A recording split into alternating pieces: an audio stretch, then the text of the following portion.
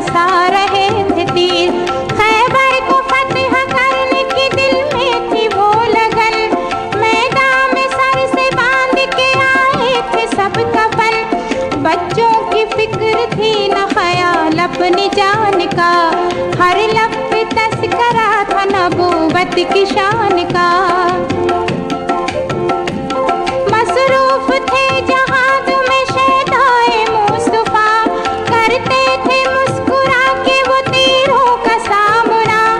वो जख्मियों की आहो पुगा गूंजती हुई, वो सर पे हर जरी के खजा घूमती हुई।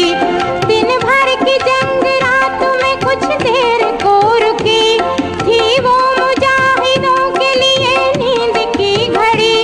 ठहरा हुआ था तीरों का सैलाब रात में, लेकिन यहूदियों के थे जासूस घात में।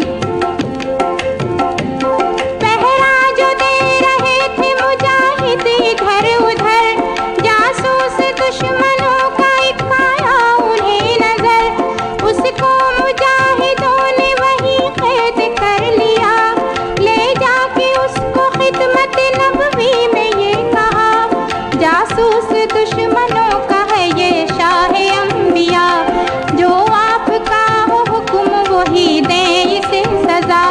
थर्रा गया जलाल नबूवत को देख कर, जासूस बोला शाह रिसालत को देख कर। प्यासे यहूदी रह के भला लड़ सकेंगे क्या, 2 रोज में ही होगा लड़ाई का फैसला। सुनकर रसूल हक ने जासूस से कहा, ऐसा सितम बशर पे बशर कर सकेगा क्या।